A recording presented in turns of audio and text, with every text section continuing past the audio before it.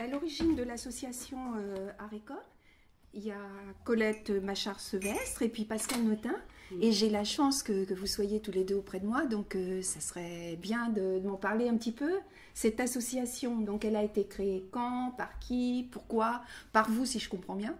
Oui, on l'a créé au mois de juin pour faire des événements culturels, organiser soit des conférences sur le handicap, sur des choses humanistes, touristiques. Alors on peut organiser, je sais pas, partir en bateau, aller louer un bus et emmener des enfants. Et le but cette année là, c'était surtout de faire une expo. Et puis cette expo, elle avait un sens. C'était justement on demandait 15% aux personnes qui exposaient. Donc en fait, ce sont les exposants qui finalement vont fournir des fonds pour une association que vous avez choisie. En fait, avec Colette, on a eu cette idée en juin 2016. Et vous bavardez entre vous, vous voyez régulièrement pour voir ce qui peut être fait, puis au fil de ce qui surgit comme ça. On a la chance déjà de souvent exposer ensemble. On a toujours exposé ensemble depuis 4 ans pratiquement, et donc c'est vrai qu'on connaît, on est complémentaires au niveau de la com, au niveau de la création. Donc c'est un petit peu un défi qu'on s'est mis cette année, mais moi je pense que le défi, on va pouvoir y arriver puisqu'on connaît bien sur le monde des gens vulnérables. Moi qui ai travaillé dans le monde du handicap, Pascal qui a aujourd'hui une épreuve avec son fils, donc on est assez sensibilisés. Oui, ça a été la croisée de plein de chemins, en fait. Votre parcours d'artiste, des rencontres fréquentes dans des expos, dans ci, dans ça. Ton parcours professionnel aussi, Colette. Et puis l'épreuve du fils de Pascal, qui l'a encore plus sensibilisé à la maladie. Et même si, effectivement, moi, ça fait déjà 4 ans à peu près que je fais, à travers mes sculptures, je fais des dons à des associations. Mais effectivement, cette fois-ci, ça a encore un sens un peu plus important pour cette exposition d'art contemporain, pour lequel on fait venir des gens qui sont quand même très connus, notamment Alain Bordier et Henri Iglesias, puisque Henri Iglesias il vient exceptionnellement de Perpignan pour exposer, puisqu'il a été sensibilisé vraiment par la cause, la cause qu'on mène avec Colette pour l'association, et puis également parce qu'il a vu ce que j'ai vécu à travers Oscar. Donc, Et donc le second artiste, Alain Bordier, donc c'est Colette qui le connaît. Moi c'est un ami que je connais depuis un moment, avec qui j'expose très souvent à mon trésor. À mon trésor, j'y vais tous les ans, on travaille ensemble. Alain Bordier fait des cours et donne des stages à Orléans, à Collor, donc on peut le voir régulièrement à Collor. Et moi c'est quelqu'un avec qui j'ai passé des bons moments, et puis c'est quelqu'un qui est pareil, qui est sensibilisé, et des gens avec qui humainement, ça passait courant, et on avait envie de faire des choses ensemble. Et donc l'un va présenter des peintures et l'autre des sculptures. Exactement, c'est ça. Les deux. Et puis il y a des photographes qui viennent aussi exposer leurs œuvres. Ah, il y aura aussi des photographes. En fait, là, on a évoqué... Là, il n'y a que ces deux invités d'honneur. Il y a deux invités d'honneur, un sculpteur et un peintre. Et en plus, il y aura pratiquement 25 artistes connus dans la région, même en France et même à l'étranger. C'est un petit peu tôt pour en citer quelques-uns, ou on peut le faire déjà? Non, on en connaît des... Tu peux en citer? On peut en citer quelques-uns? Ouais, si vous voulez. Sur lesquels on reviendra plus tard, parce que je pense qu'il y aura un événement Facebook qui va être créé, et que les personnes pourront suivre. Mais d'ores et déjà, aujourd'hui, puisqu'on en parle, on peut peut-être citer quelques artistes. Oui, effectivement, il y aura Éric Palassino, c'est un sculpteur sur bois qui est quand même reconnu.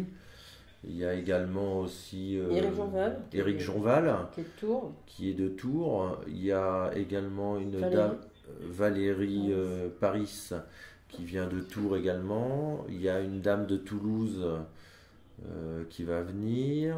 Il y a également Momo Ast, qui est un graffeur, qui avait fait un graphe justement pour Oscar, et qui sera également présent. Il y aura également un tailleur de pierre qui s'appelle Laurent Mahon. Il y aura également notre cher photographe qui est bien connu sur Orléans et même à l'extérieur, Olivier Parcollet. Ah oui. Voilà. Et puis après...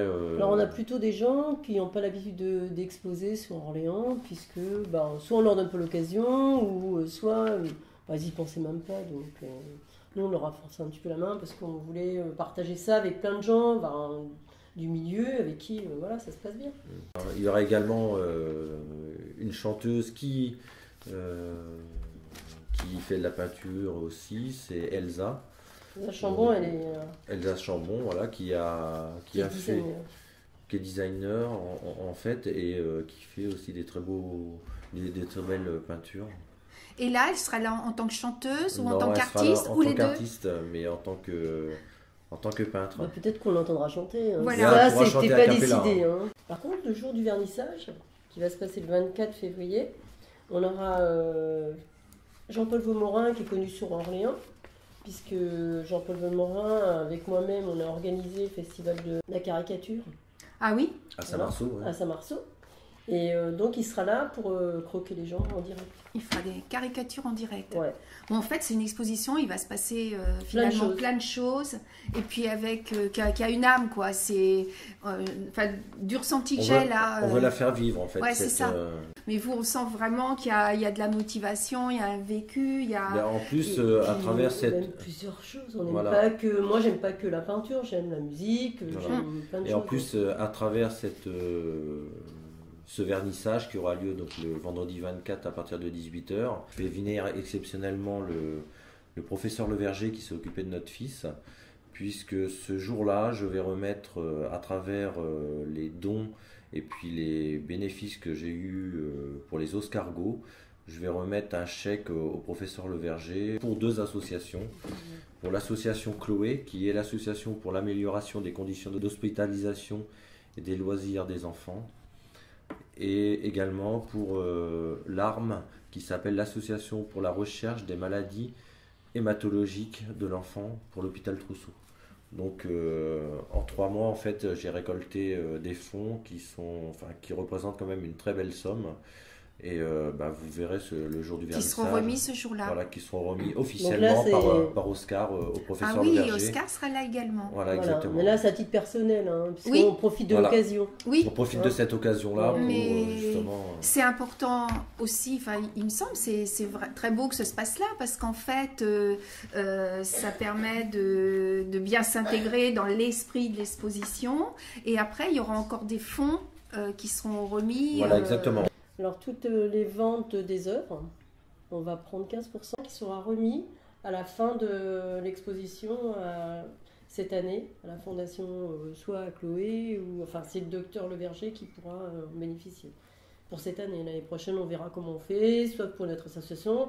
Peut-être que ça peut être aussi quelqu'un qui a besoin d'un fauteuil et qu'on doit travailler pour lui. Là, après, il y a multiples choses qu'on peut faire. Et puis, si des personnes, des visiteurs, finalement, ne souhaitent pas acheter une œuvre, mais souhaitent quand même verser quelque chose au bénéfice d'une des associations, il y aura une possibilité sur place? Oui, bien sûr, complètement. Ouais.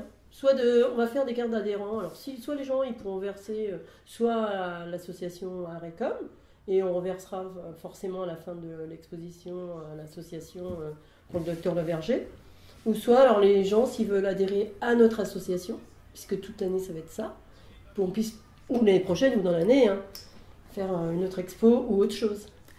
Et du 24 février au 5 mars, vous serez présents l'un ou l'autre d'entre vous? Vous avez pu vous organiser? Oui, c'est bon, ça organise. Moi, je m'étais donné comme temps d'être présente tout le temps là. Voilà, donc en fait, il y a de multiples façons d'aborder l'exposition. Il y a le vernissage, parce que c'est quand même...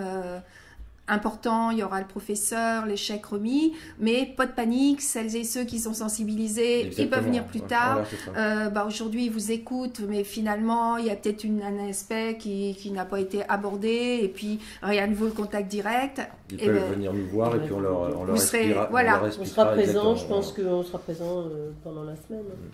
Merci à vous, Colette et Pascal. Merci.